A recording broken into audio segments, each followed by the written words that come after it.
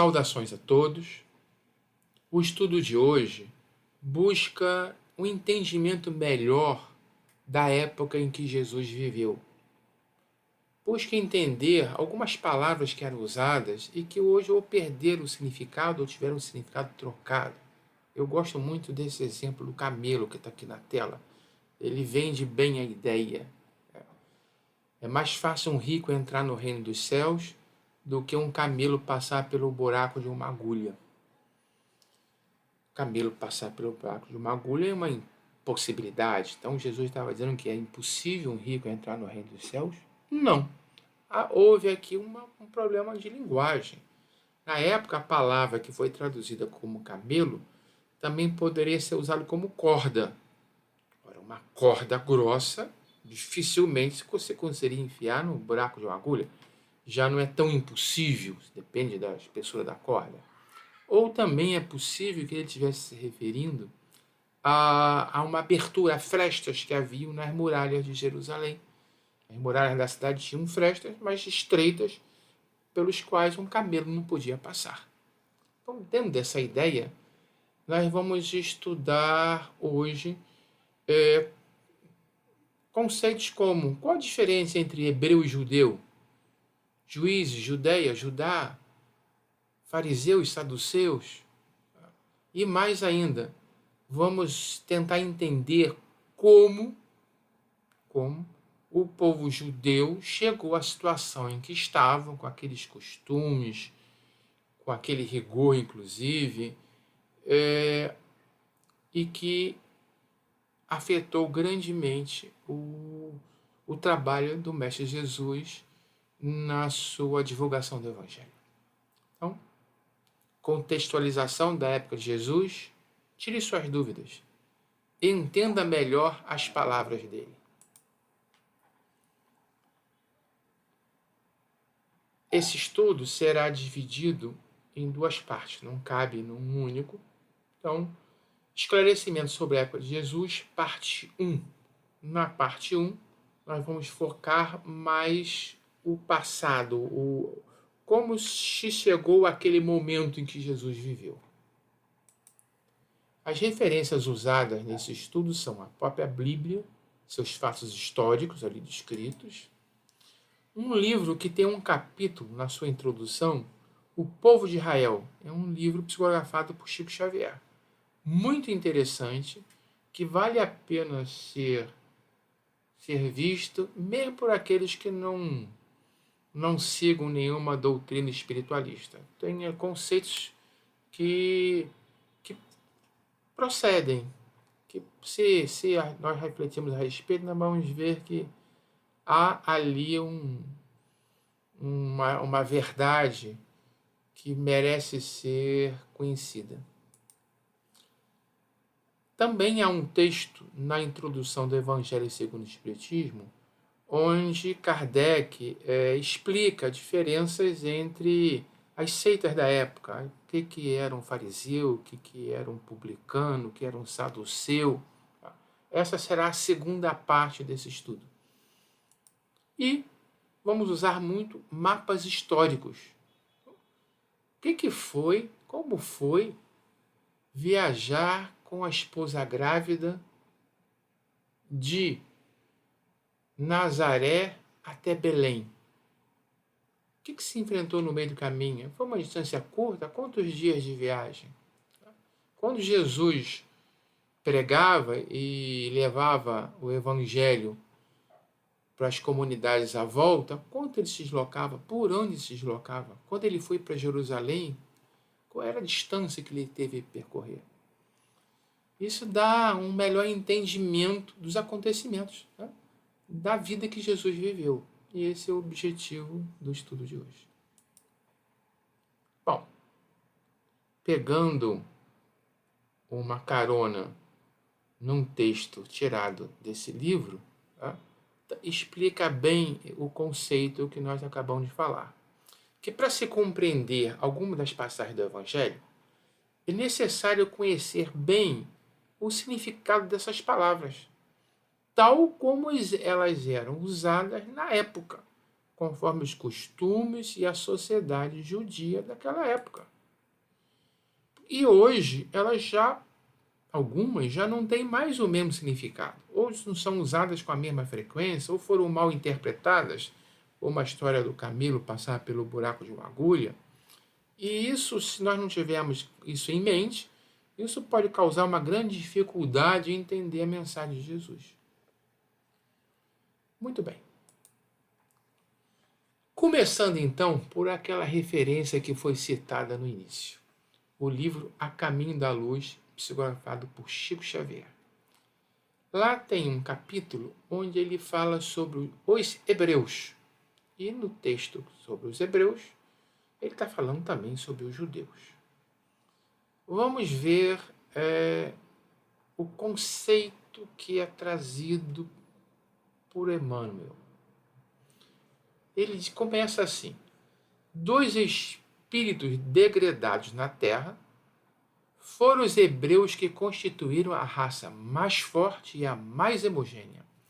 Aqui rola um conceito muito espiritualista de que a humanidade hoje ela veio pelo mundo espiritual de outros orbes, de outros planetas num passado muito remoto, está ligado ao conceito de juízo final dos tempos, etc., mas que não é o objetivo aqui agora. Nós podemos simplesmente entender o seguinte: havia, naquela época, 2.000 anos atrás, 4.000 anos atrás, um grupo de pessoas que foram chamadas de hebreus e que tinham características muito específicas.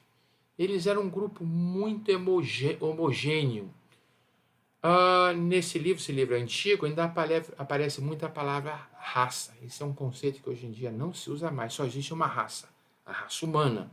Mas existem etnias, existem agrupamentos, existem culturas. Então, era uma cultura muito forte e muito homogênea, a cultura dos hebreus. Tanto assim que ela se manteve inalterada através dos séculos, milênios mesmo. Tá? Mas se nós olharmos um passado longínquo, nós vamos identificar características que algumas delas persistem até hoje. Muito bem. Uma delas era a grande certeza na existência de um Deus único. É o monoteísmo. Foi um agrupamento de espíritos que viveram na antiguidade e que acreditavam no Deus único. Eles eram monoteístas, mas com uma convicção muito grande, muito forte e difícil de ser abalada. O problema é que, naquela época, junto a essa convicção, havia também uma grande dose de orgulho, porque eles se sentiam superiores. Eles sabiam interiormente que as suas crenças carregavam um significado muito profundo e se orgulhavam disso. E aí levaram esse conceito para os mínimos detalhes da sua vida, criando uma cultura muito específica, mas que se sentia superior em seus valores e que não perdia a oportunidade de demonstrar a sua vaidosa aristocracia espiritual. O que quer dizer isso? Quer dizer que eles se isolaram. Eles não eram acessíveis. Nós aqui somos melhores, nós somos superiores. Essas crenças que estão aí, elas são crenças pagãs, profanas, que não me interessam, então eu me fecho para o mundo fora das minhas fronteiras. E eu não entro em comunhão com o resto da humanidade. E isso foi o grande erro deles. A ideia, a intenção, a evolução leva à comunhão, a nos tornarmos um povo único, seres humanos, terrestres, a raça humana,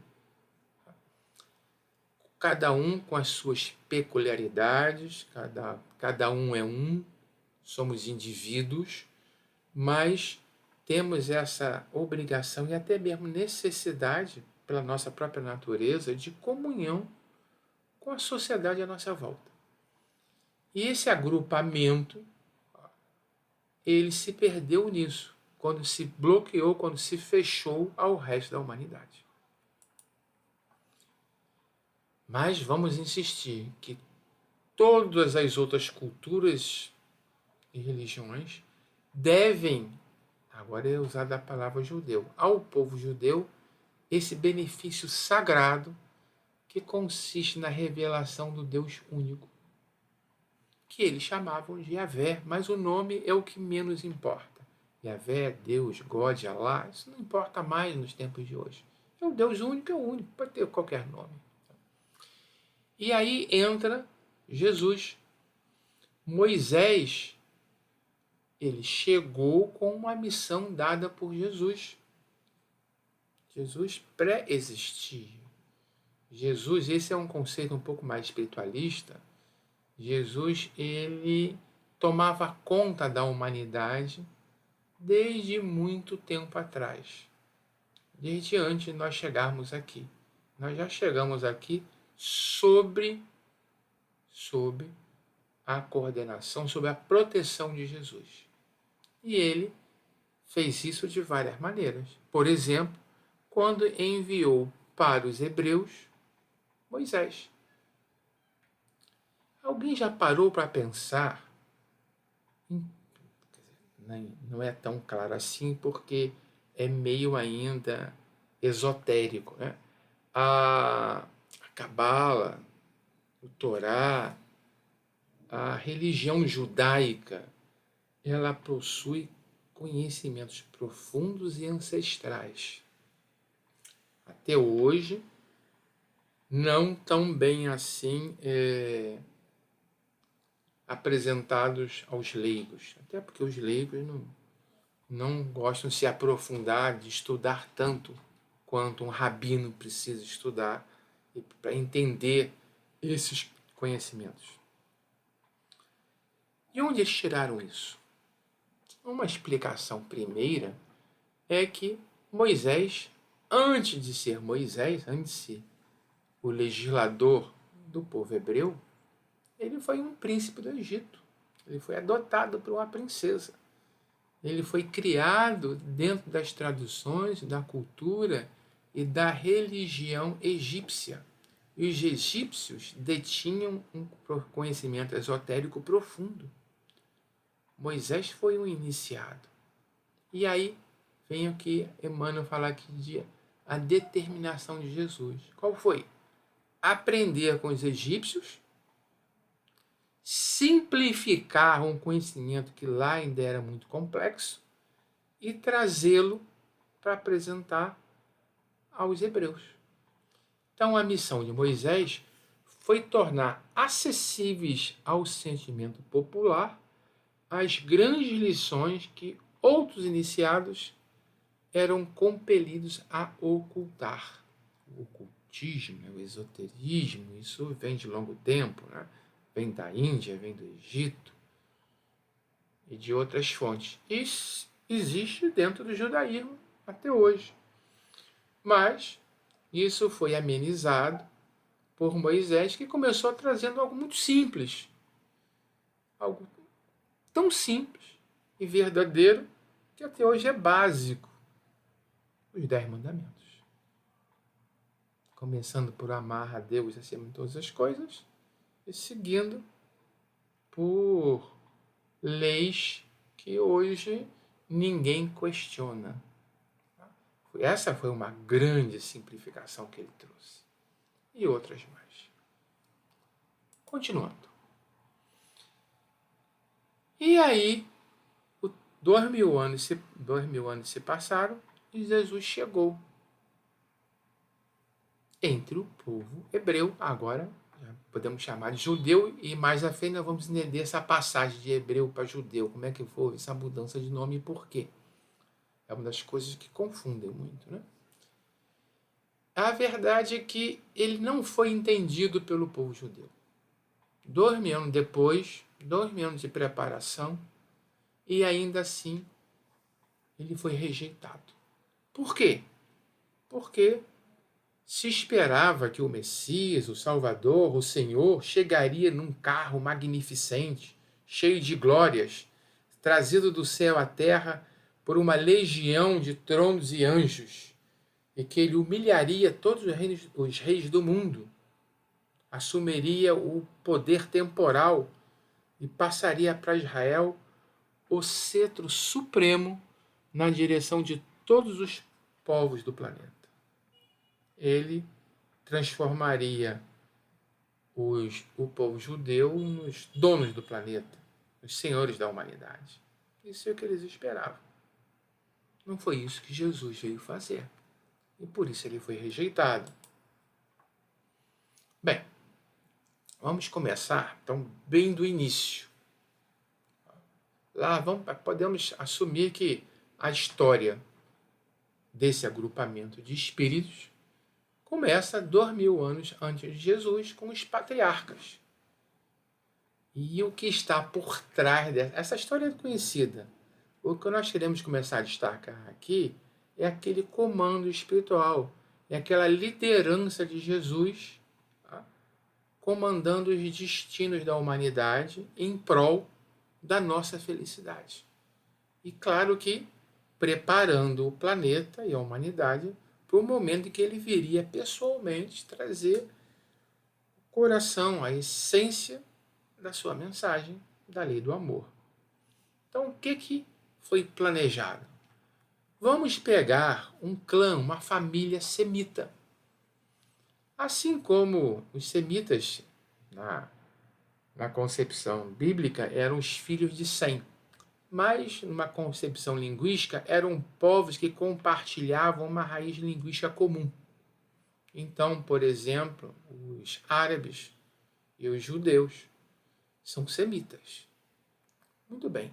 Na cidade de Ur, aqui na Caldeia, que era um dos maiores, talvez a maior cidade mais importante da época, alguém, de repente, inspirado pelo alto, resolveu sair dali, procurar um lugar onde ele pudesse aplicar melhor, vivenciar melhor a sua religiosidade.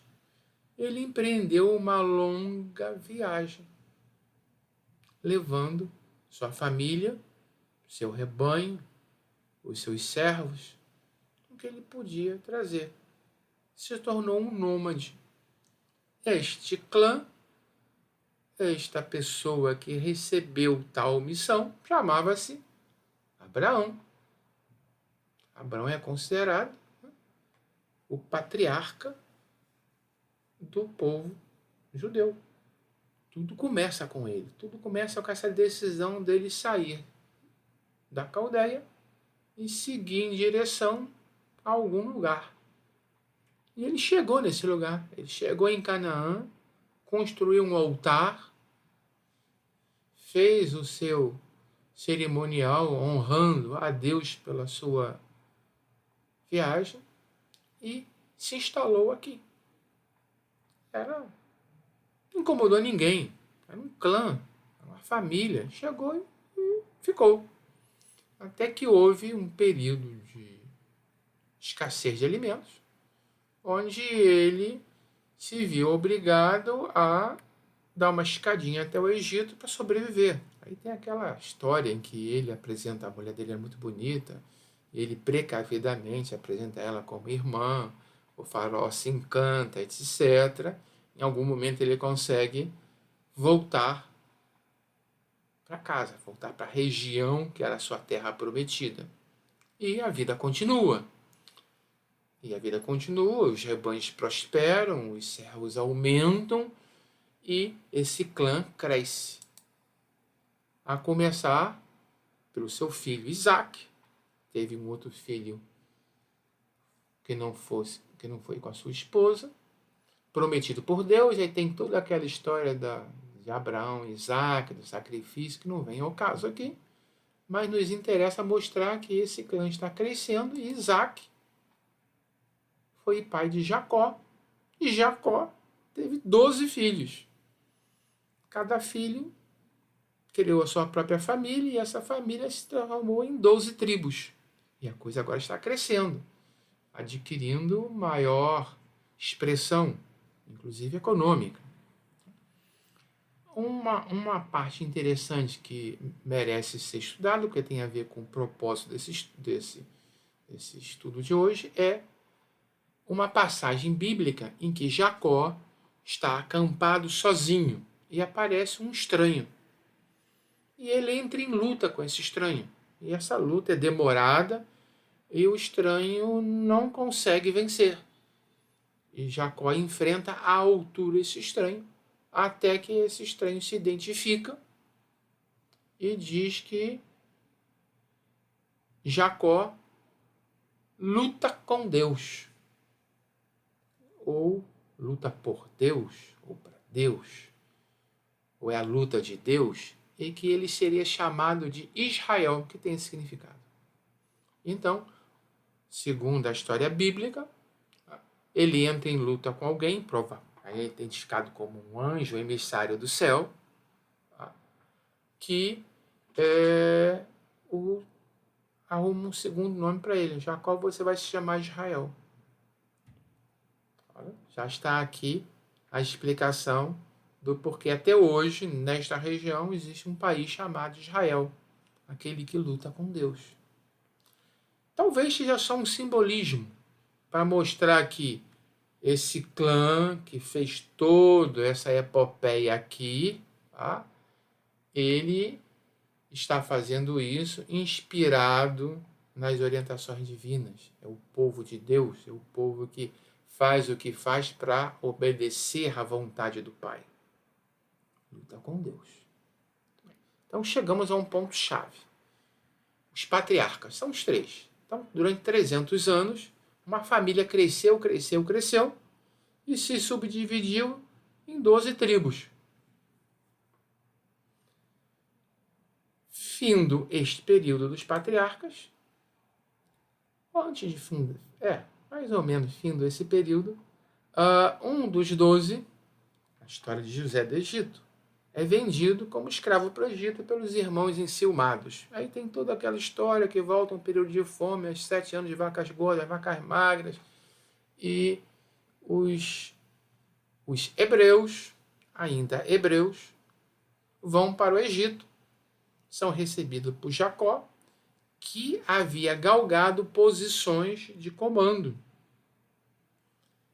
Aqui tem uma teoria, uma tese entre os historiadores de que, nesta época, o Egito poderia estar sendo controlado pelos Ixos. Aí tem um problema aí de datação. Vamos ignorar a datação.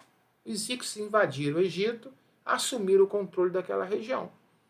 E os Ixos eram semitas, tanto quanto os hebreus. Então eles tinham algo em comum, eram uma espécie de primos, a linguagem era meio parecida. Isso seria uma explicação para o porquê José, de um escravo, virou um governante, com poderes plenos para administrar um período de calamidade pública. E também explica uma outra coisa, se for verdade, isso não é comprovado, é uma tese. Explicaria que quando os Ixos foram derrotados e expulsos do Egito, olharam para os hebreus e disseram, peraí, esses caras aí eram meio primos. Se os outros nos dominaram durante tantos anos e fizeram o que queriam, essa turma aqui agora vai se ver com a gente. Aí vem a história de que os hebreus foram escravizados no Egito. Há quem questione um pouco isso também. Durante 400 anos, ou seja, de 2000 para 1700 a.C., é o período dos patriarcas.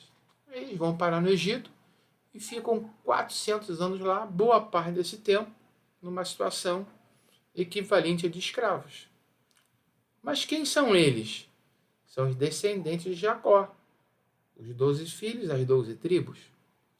Até que vem Moisés. Aí começa uma nova fase. Em cerca de 1300 a.C., Moisés assume a sua condição de hebreu,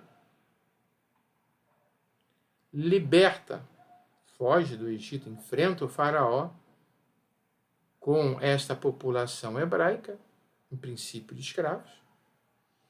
E eles procuram o quê? A terra prometida, onde corre leite e mel. Canaã. Basicamente, de onde Abraão ou Jacó tinha saído. Eles querem voltar para casa. Isso não é posto dessa maneira, não. É como se a terra de leite e mel fosse algo prometido, mas algo novo. Mas quando a gente olha historicamente, a gente vê que eles estão querendo voltar para casa. A tradição manteve essa lembrança. Só que eles já não eram mais um clãzinho com algumas pessoas. Eles já chegariam lá com uma população que pesaria no local, ou seja, já seriam vistos como invasores. Então Moisés entende que aquele bando de escravos precisava ser preparado para conseguir assumir a sua posição na Terra Prometida. E uma viagem que poderia ter sido feita em 11 dias demorou 40 anos. Nesses 40 anos, Moisés transforma uma população de escravos egípcios, aculturados no Egito, que nasceram sob a lei egípcia, novamente no povo escolhido, no povo que deveria receber a presença do Cristo. Ele começa peregrinando, vai até o Monte Sinai, recebe os 10 mandamentos, aquela simplificação das leis, e vai transformando esta população de um grupo de escravos egípcios fugitivos num exército, uma nação. 40 anos, expectativa de vida da época devia ser mais ou menos essa. Basicamente é o seguinte, aquela turma que saiu daqui não chegou aqui. Nem Moisés. Moisés não entrou na cidade prometida. Quer dizer, claro, Josué chegou, etc. Mas, a grosso modo, foi uma nova geração. Ele esperou passar uma geração para voltar para a Terra Prometida.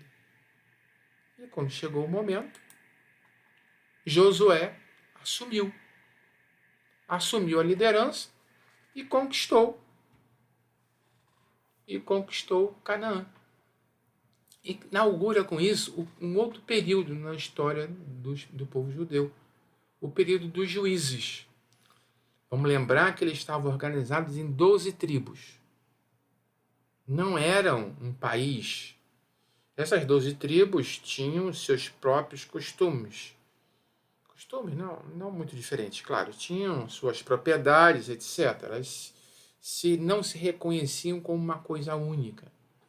Mas nos momentos de aperto, eles se uniam. Então, se eles estavam sendo ameaçados por um invasor, eles se uniam, precisavam de um líder, de um juiz, de um comandante, alguém que resolvesse os problemas das 12 tribos. E eles chamavam essas pessoas de juízes. Eram heróis que julgavam uma situação, que lideravam uma batalha, que combatiam um inimigo. Houve muitos juízes ao longo de 880 anos. O último deles, Samuel, ele estava mais para um profeta, assim como o penúltimo, Elias. E foi como profeta que ele agiu, porque a população já estava querendo uma mudança. Antes de falar dessa mudança, vamos parar um pouquinho para voltar para as 12 tribos? Tem algo aqui que precisa ser mais dissecado. Vamos lá. Jacó, 12 filhos. Jacó lutou contra um estranho que o chamou de Israel, aquele que luta com Deus. Então, Jacó é Israel. As 12 tribos são seus 12 filhos. Cada família, cada tribo, procurou uma região quando chegou na Terra Prometida. Os filhos de Judá se instalaram mais ao sul. Os filhos de Simeão ficaram nessa região. Os filhos de Efraim vieram para cá. Os filhos de Benjamim e por aí vai. as 12 tribos se bancaram, se instalaram, cada um num pedaço de terra. E ali, durante 880 anos, essas tribos conviveram entre si e se uniam quando necessário, sob a liderança de juízes, para se defender, para atacar, para resolver problemas. Detalhezinho, que todos que são versados nas questões bíblicas conhecem bem, é que Levi, a tribo de Levi, não se instalou em região específica nenhuma, porque eles estavam ligados aos serviços religiosos no templo. Não eram os sacerdotes. Os levitas, os membros da tribo de Levi, descendentes de Levi, tá? Eram aqueles que faziam os ofícios do templo, os serviços no templo. Os sacrifícios, recolhiam as doações, limpeza, etc, etc, etc. Então, ele não tem aqui uma região específica. Mas, em compensação, José, que teve 2 filhos, Efraim e Manassés, cada um dos 2 ocupou um espaço. Então, se nós procurarmos por aqui, Manassés está aqui, até em 2, isso aqui foi grande, Manassés oriental e ocidental. O Efraim deve estar aqui pelo meio. Bem, essa era a situação durante o período dos juízes. Até agora, vamos voltar ao que nós vimos antes. Até aqui, Samuel. Ok? Samuel, então, estava vivendo esse cenário aqui, com as 12 tribos. E eles, em um dado momento, pediram a Samuel que... sim, desculpe, eu esqueci de uma ressalta aqui. Aqui no sul está a tribo de Judá. E aqui está a cidade de Jerusalém. Isso já começa a ter um contorno histórico. Tribo de Judá e Jerusalém. Não estou antecipando, já que é quase que um spoiler, ok? Mas eu vou voltar a esse lembrete. Nós estamos no período da monarquia unificada. É o que nós vamos descrever agora, como as 12 tribos passaram a ter um rei que governava toda a região. Mas vamos dar um destaquezinho aqui para a região da tribo de Judá. Tudo bem. Então, está aqui Samuel. A população aqui pedia, ele meio que resistiu um pouco, etc., mas escolheram um rei. Saul, o primeiro rei de Israel. Ele era militar, ele tinha experiência, etc., em campanhas, parecia que era uma boa escolha. Não foi. Não deu muito certo. Samuel, já pressentindo isso, já meio que faz uma segunda escolha que ficou lá de regra 3, ficou uma carta na manga. Ele, depois de ungir Saul como rei, quando viu que a coisa não ia dar certo, já prepara Davi e unge Davi como substituto de Saul, com Saul vivo ainda. Davi, todo mundo com essa história, Davi lutando contra Golias, mas não é essa história que interessa aqui agora. Saul tanto não deu certo que ele se suicidou durante uma batalha. Ele viu os seus 2 filhos serem mortos na batalha e aí ele se suicida, ele se atira sobre uma lança, sobre uma espada. E os inimigos terminam com a vida dele. Davi assume, e aqui deu certo. Aqui chega o apogeu dos hebreus. Ainda são hebreus. Por quê? Calma. Tenham calma. Eu já dei a primeira dica, já dei um spoiler. Mas vamos esperar chegar lá. Muito bem. Ele conquista Jerusalém, ele unifica as tribos, mantém tudo sob controle e amplia e expande. Israel. O que é Israel? Israel é Jacó. Israel é o território ocupado pelos filhos de Jacó. Muito bem.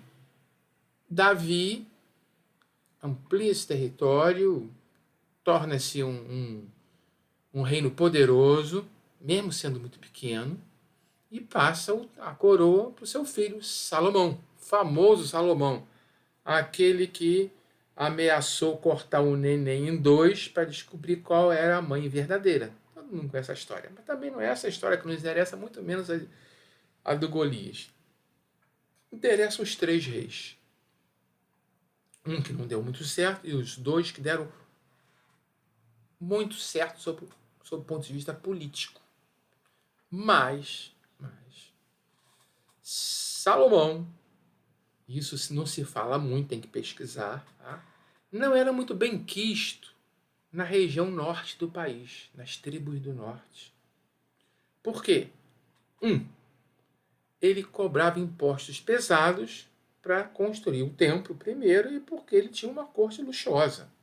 Famoso, seu harém, com centenas de mulheres. Eram a turma que vivia em Jerusalém, tá?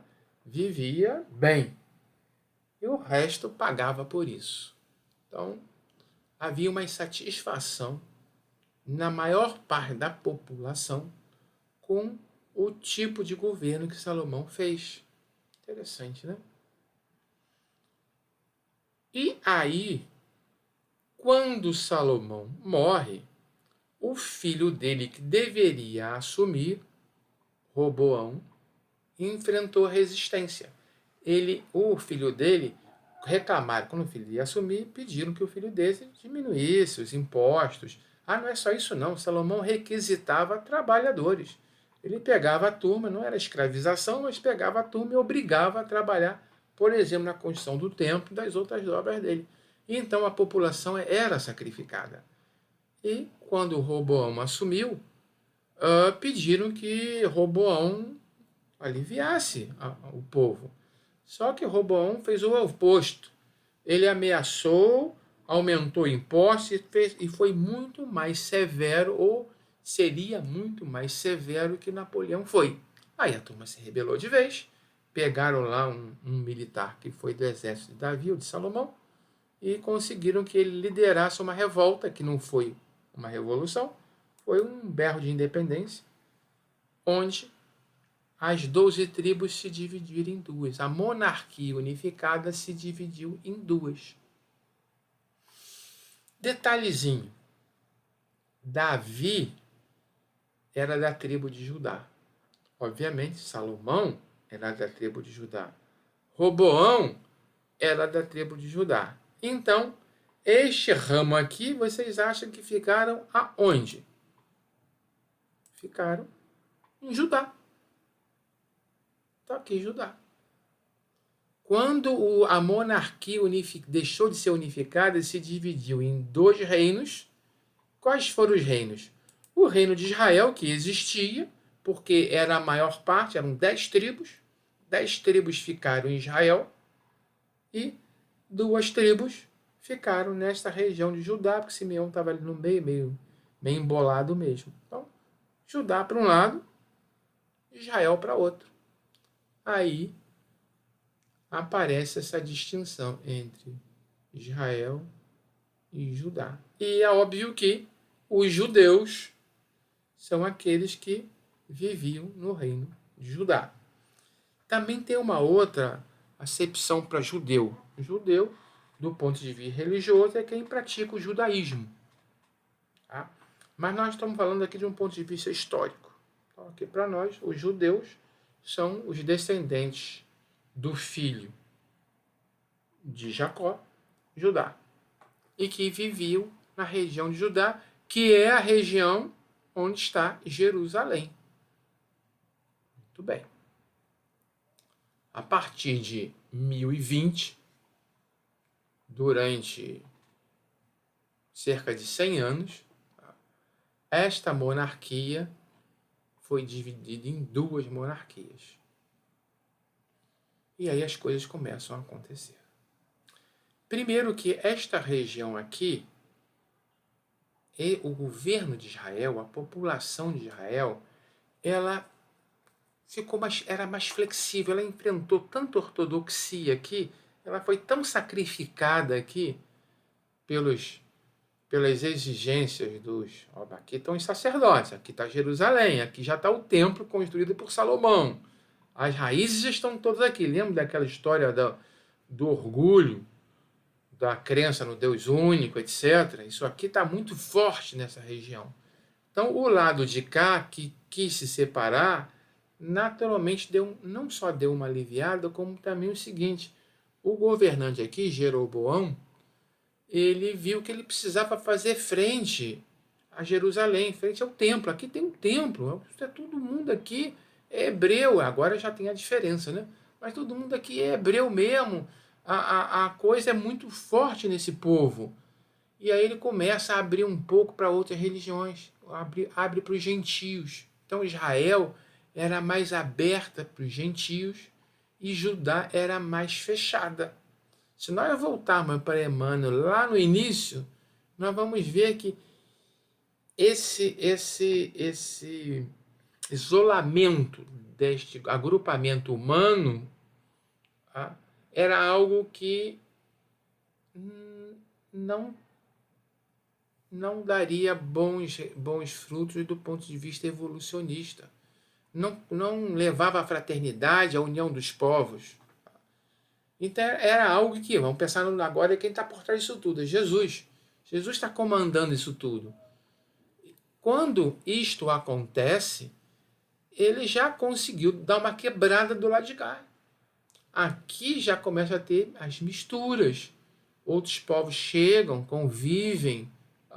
Claro, também teve mistura na religião, mas para Deus, não importa se vai rezar voltado para Meca, ou se vai estar de perna cruzada, orando em frente ao incenso, ou se vai estar num templo, uma igreja, uma sinagoga. Para Deus importa que o nosso pensamento, o nosso amor, reconheça a ligação dele conosco. Muito bem.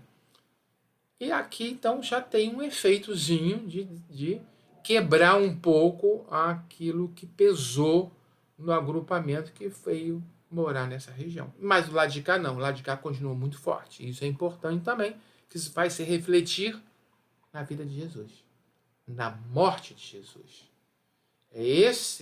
É essa postura que vem lá da origem, que chega até o dia a dia de Jesus e o leva para uma cruz.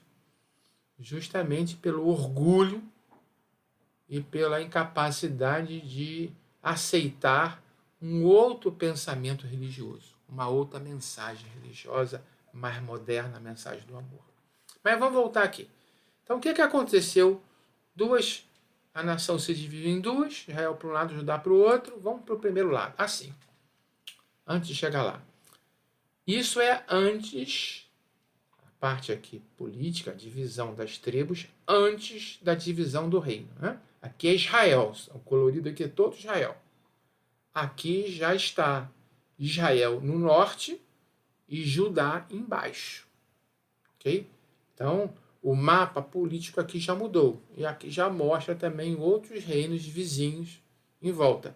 E esses mapas mudam o tempo todo, porque as guerras, as conquistas, as invasões, as atrocidades ocorriam o tempo todo. Então, a cada período, se a gente tivesse precisão, que esse mapa não tem muita precisão, mas nós vamos comparar vários mapas ao longo desse estudo, nós vamos ver que eles vão mudando. Então, Israel azul, Judá amarelo. Jerusalém, no reino de Judá. A Samaria, tá lembrando do quê? Dos samaritanos, o bom samaritano. A Samaria, capital do reino de Israel. Foi a terceira capital. Siquém foi uma, não me lembro se foi Betel ou Jaffa a primeira. Mas Samaria foi a terceira e foi a principal. Samaria é um grande centro, uma grande cidade de comércio.